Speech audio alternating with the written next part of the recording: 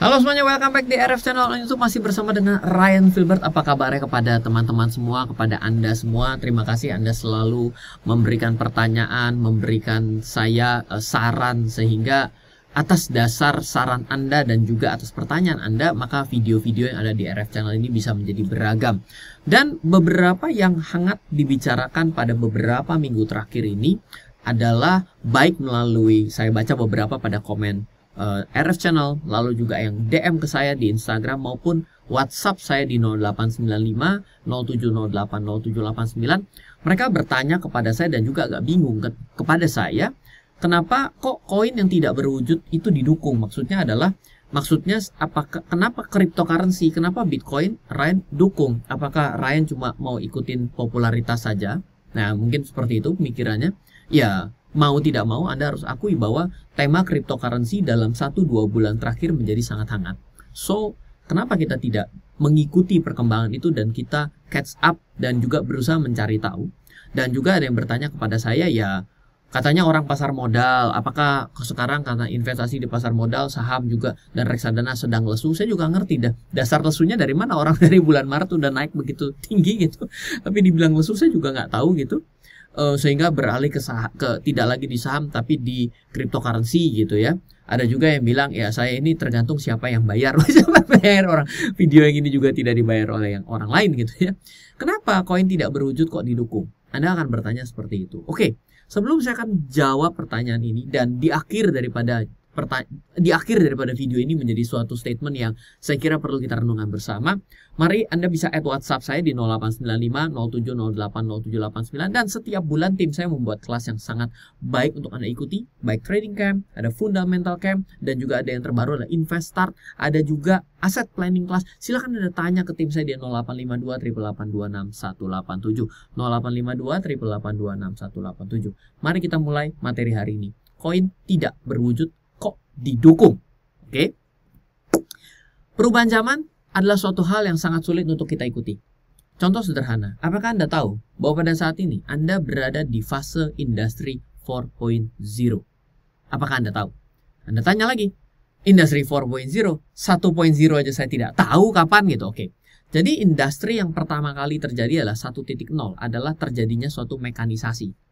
Jadi ketika kita dulunya tidak menggunakan alat-alat secara mekanik, maka alat mekanik ini yang membantu dalam kita memproduksi sesuatu, maka itulah disebut industri 1.0. Itu contohnya adalah bapak revolusi industri, yaitu adalah James Watt itu sendiri. Dia membuat daripada mesin uap gitu ya. Itu adalah asal muasal daripada mekanisasi yang terjadi pada industri 1.0. Yang kedua adalah industri 2.0, yaitu adalah ketika terjadi mass production, di mana menggunakan sebuah lini produksi, sehingga apa, kalau kita bikin satu persatu, walaupun kita sudah menggunakan berbagai macam alat industri, tapi tidak membuat kita menjadi lebih murah, hanya mempermudah. Ketika terjadi industri 2.0, yang terjadi adalah karena mass production membuat harganya murah. Oleh karena itulah kenapa bila Anda menemukan sebuah barang yang disebut dengan handmade, yang hanya special custom made by XXX, maka itu menjadi sangat mahal. Kenapa? Karena waktu yang membuat daripada barang itu jadi, itu ya benar daripada orang itu, ilmunya, skillnya itu untuk membuat barang itu. Makanya kalau kain tenun itu mahal. Saya juga pergi ke pabrik tenun, saya ingat sekali yang ada di NTT pada saat itu, di Sumbawa. Saya lihat, waduh, proses tenun itu luar biasa. Saya bilang, kok bisa dia duduk dengan seharian dan harus mengerjakan itu hampir 20 hari untuk jadi satu kain tenun. Artinya sangat mahal. Nah, itu bukan mass production gitu ya. Kalau mass production ya batik cap, batik tulis itu tidak. Batik cap itu jelas menjadi sesuatu printing lebih lagi. Jadi itu adalah industri 2.0-nya. Industri 3.0 adalah automatically daripada production itu menggunakan komputer, IT sistem dan information technology dan robotik itu sendiri, sehingga peran manusia digantikan dengan peran robot dalam industri tersebut. Dan terakhir adalah industri 4.0 adalah the smart factory, autonomous system, IoT dan machine learning. Jadi ada Internet of Things. Di sini ada peran serta yang digunakan daripada sudut pandang si era-era.com yang sudah terjadi pada saat tahun 2000-an awal yang ada bubble-nya, dan hari ini itu sudah masuk sana. Contohnya, Anda belum sampai rumah, tiba-tiba Anda bisa menggunakan sebuah komen tertentu, AC-nya bisa nyala, lalu Anda lupa untuk mematikan kompor, ternyata kompornya bisa dimatiin hanya Anda dari jarak jauh. Lalu juga ada mesin untuk sapu, yang namanya mesin sapu daripada di rumah Anda pakai robot gitu ya. Dia bisa maju sampai satu titik, dia tidak nabrak, dia bisa belok, dia bisa, bahkan ada yang bisa turun tangga dan lain sebagainya. Nah, itu adalah bagian daripada yang namanya IoT itu sendiri dan machine learning. Machine learning ya contohnya adalah Google Maps yang ada di kantong kita hari ini. Semua perubahan ini sulit untuk kita ikuti loh. Bahkan kalau kita pikir kayaknya kita belum sampai ini 4.0 baru nyampe 3.0, mungkin saja gitu. Tapi itulah yang akan terjadi di dalam perubahan kehidupan kita dengan adanya era teknologi yang begitu cepat dengan era internet ini. Oke? Sehingga sebelum kita akan masuk ke dalam materi yang sebenarnya, kita berbicara mengenai si koin tidak berwujud yang katanya kita dukung ini gitu ya. Kita harus tahu bahwa ada revolusi dalam kehidupan kita yang juga membuat kita tidak bisa kembali ke masa itu. Contohnya ketika berbicara mengenai revolusi pengiriman pesan. Saya tidak pernah mengalami yang namanya mengirim pesan pakai merpati pos, tidak pernah. Tapi kalau ke kantor pos, saya pernah. Papa saya bahkan ketika mesti mengirim sebuah penawaran-penawaran, itu diamplopin, ditempel perangkonya miring, itu katanya lebih cepat sampai. Saya juga nggak ngerti kenapa dulu. Terus gue ikutin lagi, nggak ada logikanya. Tapi apakah hari ini itu menjadi common? Bahkan hari ini nyari perangko pun susah. Saya juga kalau ngajarin anak saya untuk perangko, saya harus beli karena perangko koleksi untuk saya kasih lihat gitu bahwa itulah perangko. Dan nggak ada di dalam kehidupan kita pada hari ini. Semua sudah menggunakan email, WhatsApp, SMS kan seperti itu ya. Nah, pengiriman pesan juga kalau kita berbicara mengenai pengiriman surat berpindah kepada pengiriman pesan singkat, maka ada perubahan yang signifikan juga. Dimulai dari Telegram, bukan Telegram buat grup itu loh. Telegram. Ada juga pager. Nah, nggak tahu pager tuh di Indonesia Starco. Starco itu Anda mesti telepon operator. Anda bilang ditujukan kepada nomor seri ini, pesannya adalah ini. Adik sakit misalnya begitu ya. Tolong segera pulang. Ya udah bunyi, tetet diangkat. Bentuknya kecil sekali. Silakan Anda googling. Bentuknya adalah pager. Ya itu Anda menerima pesan dan Anda bisa pulang. Ya kayak gitu. Itulah pager. Berganti menjadi telepon. Telepon itu ada telepon koin, teleponnya kartu. Dulu kita pakainya kartu, dari koin menjadi kartu. Lalu SMS, ya kan, telepon menjadi telepon genggam. Telepon genggam tidak digunakan teleponnya karena menjadi mahal, berubah menjadi SMS. SMS itu menjadi chat room. Dan kan di sini ketika telepon menjadi mahal, ada geser menjadi VoIP. Ya. Jadi voice over internet protocol. Lalu ada SMS. SMS itu short messaging. Lalu habis itu geser lagi ke chat room. Mungkin Anda masuk ke dalam MIRC. Nggak tahu saya apakah Anda pernah menggunakan MIRC. Saya pernah. Yahoo Messenger sudah tidak ada lagi hari ini. MIRC dan Yahoo Messenger itu adalah cikal bakal adanya BlackBerry Messenger. BlackBerry Messenger hari ini masuk menjadi WhatsApp dan teman-temannya. Personal chat. Ini adalah revolusi. Apakah bisa kita kembali ke zaman dulu untuk Telegram? Ketik untuk A, ketik untuk B, ketik untuk panjang, yang garis panjang berarti C. Apakah Anda akan bisa throwback kembali? Apakah Anda mau menggunakan teknologi itu juga? Saya nggak tahu kalau Anda jawab iya, tapi saya susah untuk mendapatkan hal itu.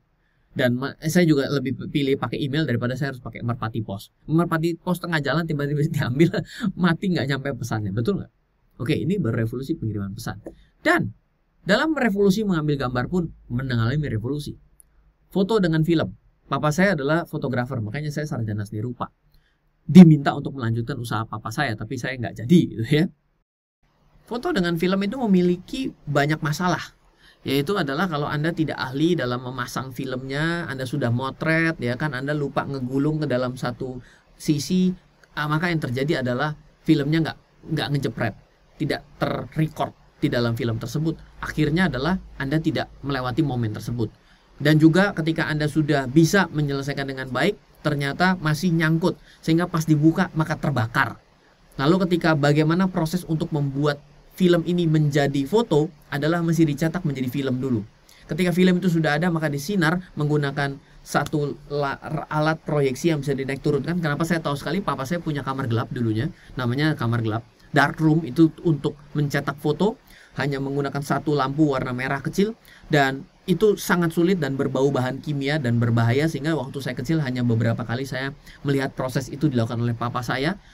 Sangat panjang untuk bisa membuat sebuah foto bisa kita ketahui bentuknya kayak apa. Dan sebelum itu ya ada warna hitam putih. Setelah hitam putih menjadi ada warna. Seperti itu. Itu dengan film. Apakah hari ini menjadi common? Oke, mungkin hari ini ada bicara mengenai Polaroid, betul? Tapi Polaroidnya pun instan, betul nggak? Jepret ya kan, menjadi sesuatu yang fancy buat anak-anak muda tuh, kelihatan bisa langsung, iya nih kita pernah foto bersama, seperti itu. Akan bergeser menjadi foto digital. Setelah foto digital, maka yang terjadi adalah perubahan terhadap mesin cetak. Mesin cetak itu dulunya menggunakan mesin cetak untuk offset printing, lalu berubah menjadi digital printing. Digital printing yang begitu mahal alatnya berubah menjadi printer. Printer yang kita punya dari hari ke hari makin canggih. Dari kita dulunya hanya RGB, ada lagi yang CMYK, ada juga yang sekarang untuk yang printernya laser sehingga cepat sekali. Ada juga yang terkalibrasi warnanya sehingga apa yang ada di layar Anda secara otomatis akan terkalibrasi warnanya. Pernah ngerasain?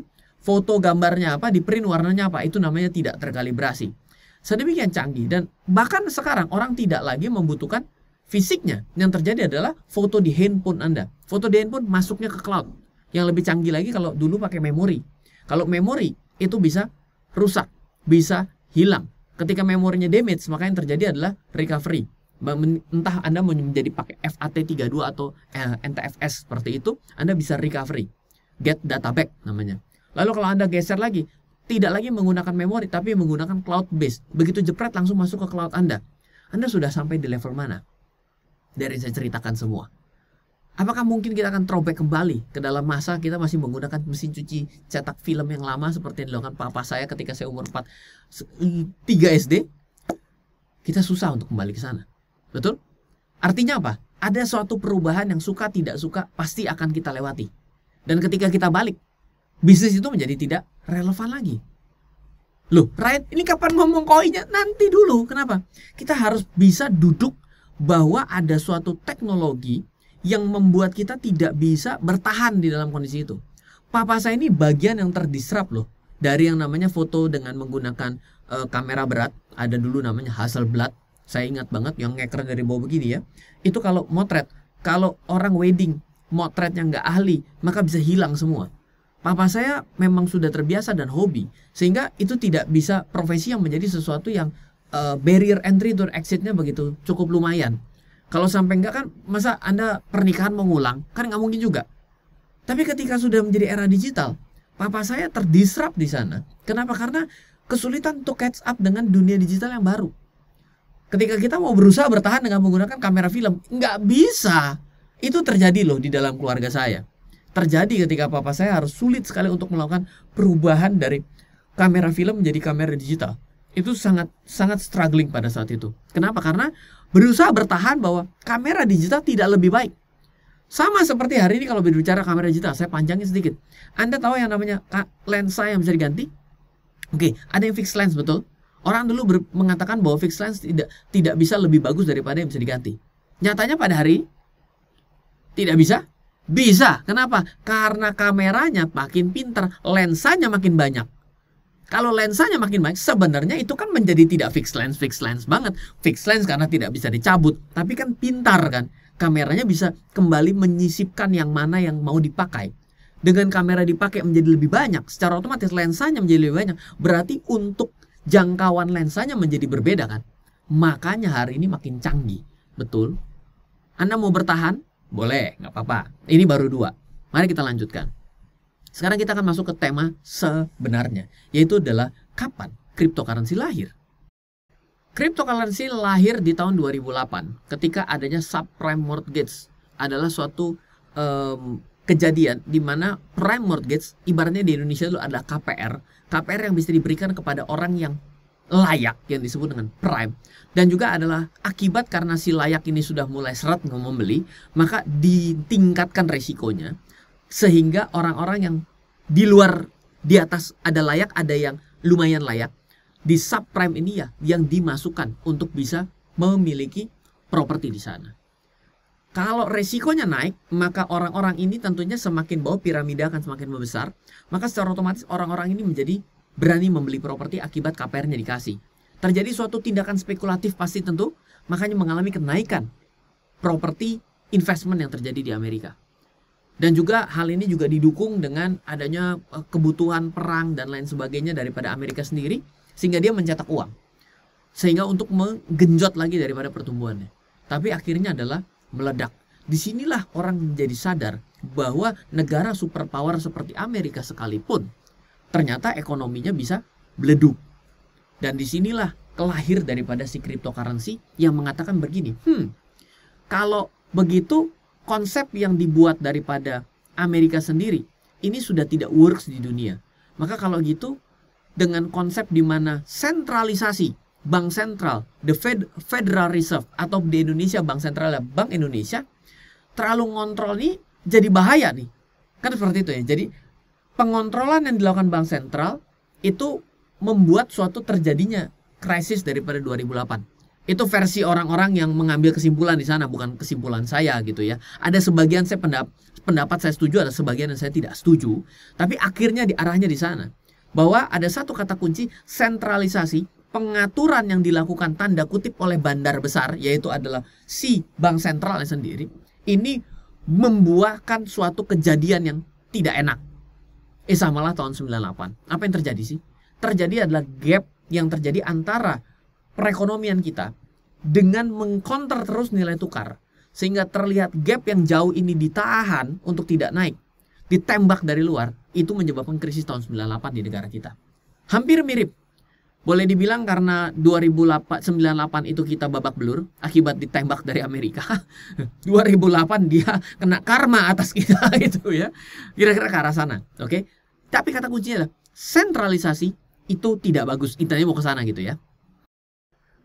Oleh karena itulah ada sekelompok orang yang berpikir bahwa sentralisasi menjadi sesuatu kelemahan, dan terbukti ada kebobrokan di tahun 2008. As always, mana ada di dunia ini yang sempurna. Anda juga tahu bahwa kesempurnaan itu adalah ketidaksempurnaan itu sendiri gitu ya. ya nggak ada gitu ya, nggak ada sesuatu yang pasti gitu ya. Maka semua tersadar kenapa tidak desentralisasi kembali. Sama seperti tidak adanya suatu kekuatan utama daripada negara untuk bisa mengatur perekonomiannya. Lebih baik kita menggunakan sistem desentralisasi zaman dulu, di mana kita menggunakan emas. Oleh karena itulah ada sekelompok orang ataupun sendiri, ataupun anonim atau apapun yang menamakan namanya Satoshi, membuatlah daripada konsep daripada blockchain Bitcoin itu. Nah, di saat semua orang tidak punya kekuatan menjadi God, artinya kan negara itu bisa membuat Anda menjadi miskin mendadak loh. Contoh, dilakukan pemotongan nilai uang. Bukan redenominasi ya, tapi adalah senring. Nilai angka Rp1.000 dipotong jadi 1. Itu kan berarti dipotong nilai uang. Anda jadi miskin mendadak loh. Nah, maka mungkin berpikir bahwa bila bank sentral tidak bisa menjadi God, maka dunia akan menjadi lebih baik. Ya meskipun kita nggak tahu apa iya ya, kembali lagi kita tidak bisa katakan itu. Artinya kan pasti akan ada trade-off dalam setiap pengambilan keputusan. Nah, kita akan berbicara lebih jauh. Saya ingin mencontohkan sentralisasi dan desentralisasi yang ada di sekitar kita. Anda mungkin pernah tahu, saya yakin kalau anak kelahiran tahun 2000 tidak tahu, tapi karena anak kelahiran tahun 2000 mungkin hari ini sudah usia 21 tahun pun tidak tahu Nokia. Karena Nokia sudah mulai redup di era tahun 2000-an. 2004 itu saya masih pakai, tapi Anda masa umur 4 tahun sudah pakai handphone, kecuali Anda sudah pandemi seperti hari ini. Maka Anda seperti anak saya juga yang pakai handphone hari ini mau tidak mau untuk sekolah. Iya, Nokia kuat sekali di tahun tersebut. Lalu muncul suatu bombardir dari konsep yang jauh sekali, yang out of the box pada saat itu hingga hari ini adalah konsep open source, yaitu Android. Android siapapun boleh mengembangkan. Kalau Nokia Symbian OS operating system, lalu juga ada yang hari ini masih punya power ya terus-menerus dengan eksklusifnya adalah dari Apple gitu ya, Mac-nya, iOS-nya, itu adalah konsep eksklusif gitu ya. Maka di dalam dunia teknologi telekomunikasi, pengembangan operating system untuk handphone itu adalah terbagi menjadi desentralisasi dan sentralisasi. Desentralisasi menurut saya open source adalah desentralisasi, di mana setiap orang bisa menjadi pengembang. Tapi kalau sentralisasi, ya mengembangkan terpusat pada si developer tersebut, yaitu ya Apple itu sendiri. Ya, jadi siapapun bisa menggunakan, di mana sistem tersentralisasi adalah pengembangan OS secara eksklusif. Dan Anda bisa lihat bahwa bagaimana growth yang terjadi.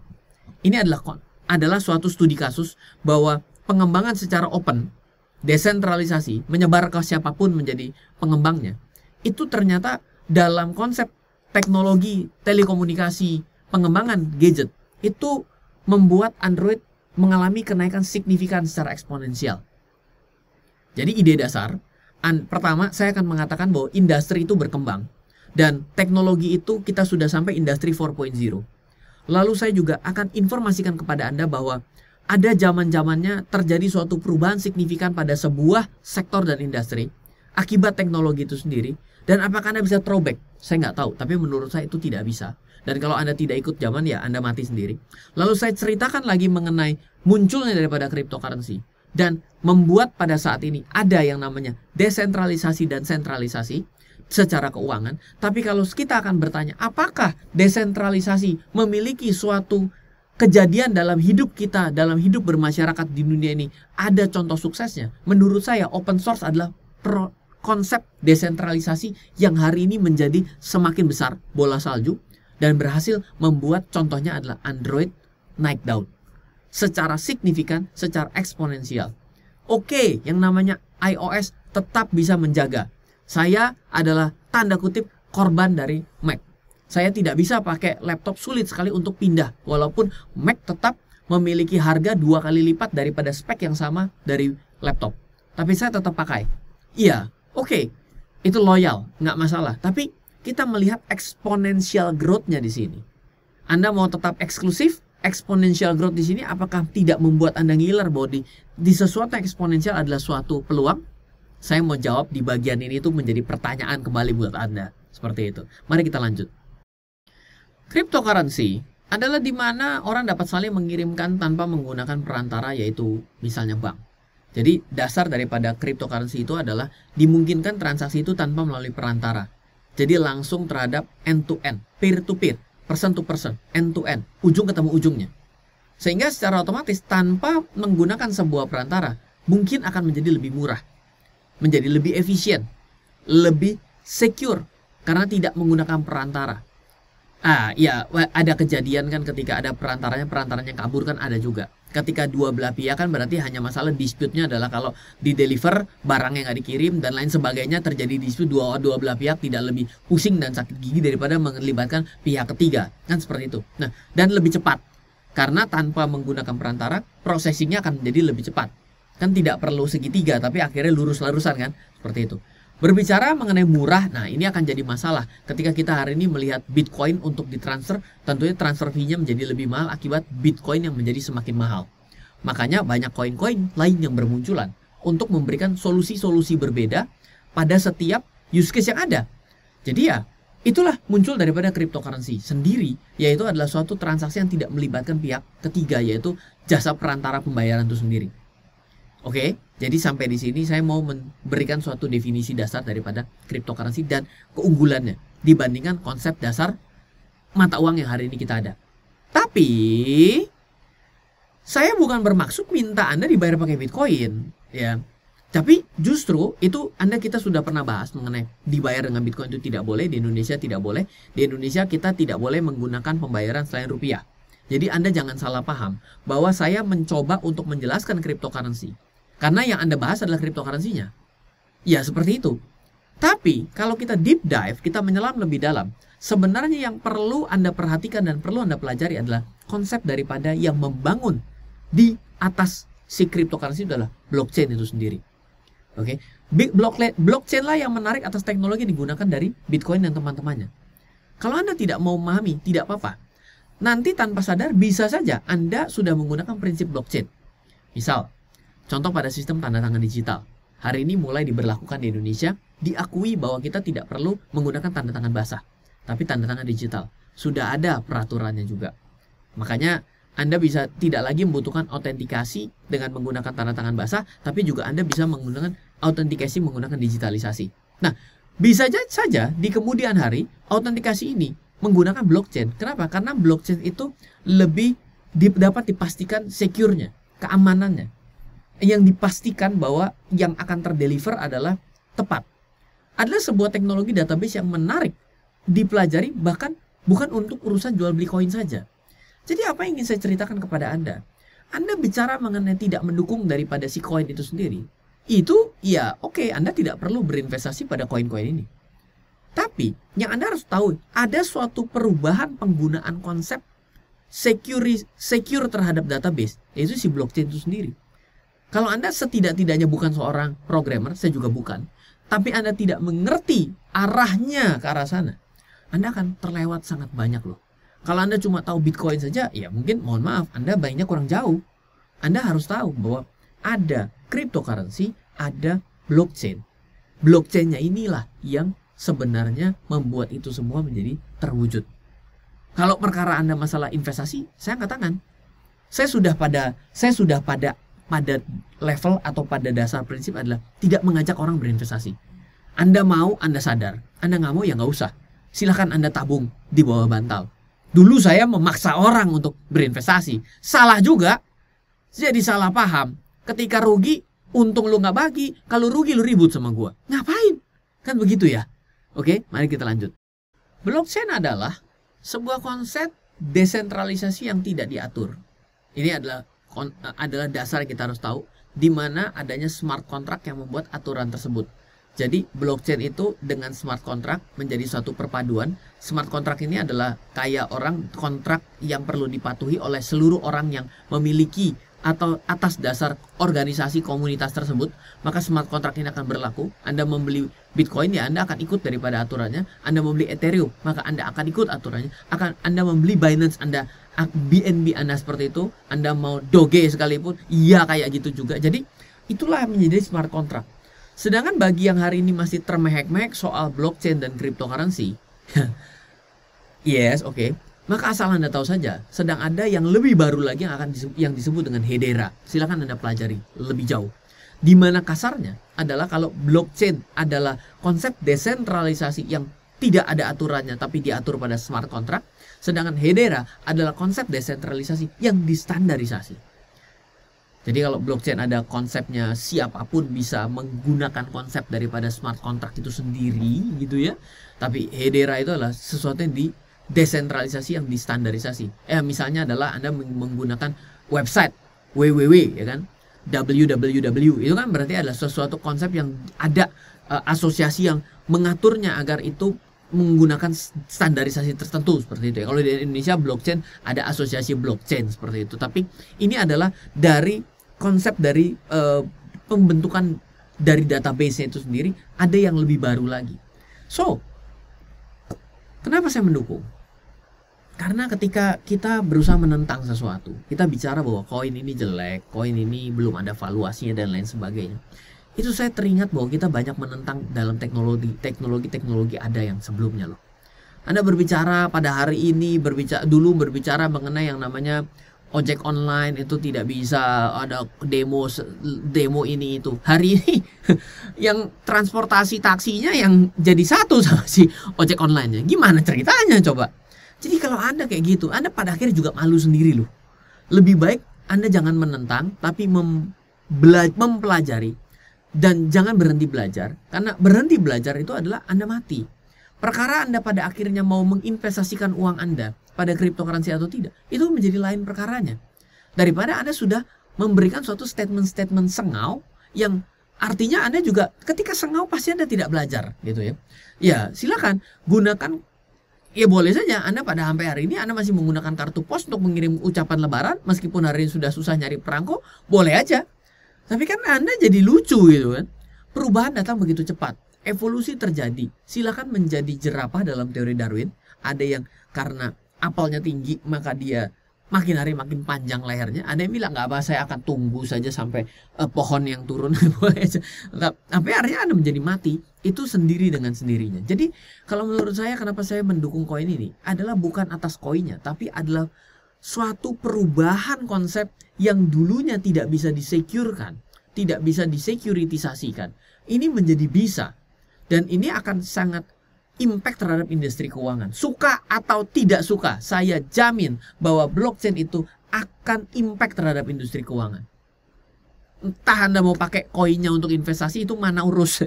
Tapi deep dive lah kepada blockchain-nya sendiri. Deep dive kepada apa yang ada di sana.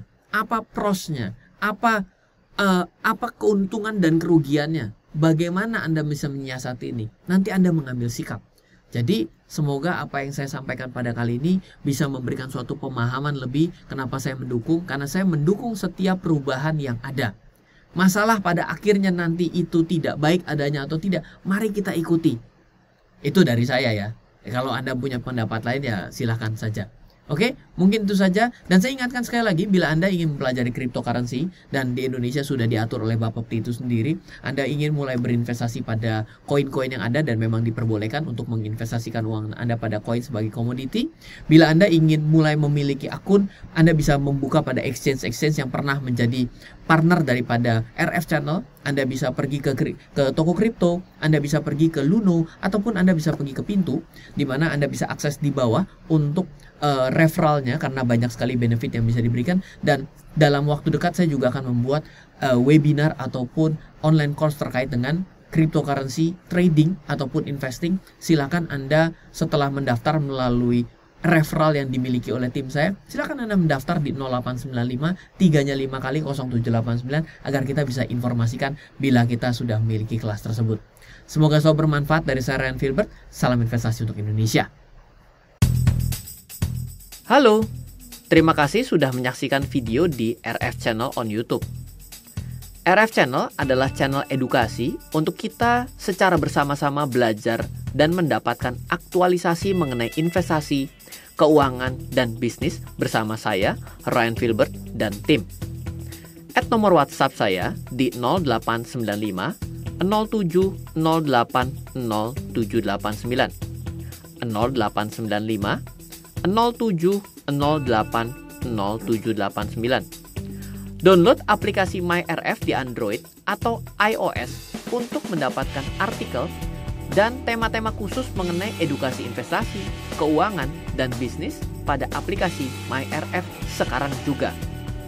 Setiap bulan, saya bersama dengan tim memiliki kelas, mulai dari belajar trading dengan analisa teknikal, yang strateginya bisa Anda terapkan pada seluruh market, mulai dari saham, forex, hingga cryptocurrency, atau kelas investasi saham bernama Fundamental Camp. Untuk mengetahui kelas lainnya dan bertanya mengenai kelas, hubungi tim sekarang juga di 0852 882 6187. Sekali lagi, 0852 882 6187. Semoga terus bermanfaat. Dari saya Ryan Filbert, salam investasi untuk Indonesia.